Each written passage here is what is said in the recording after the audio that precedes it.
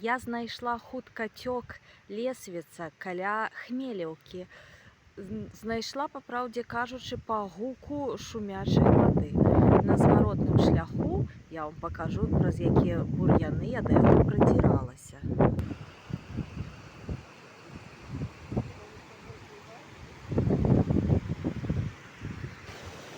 Недалёка адсюль знаходзіцца Зласлаўскае вадасховішча, або іншая назва Мінскае мора.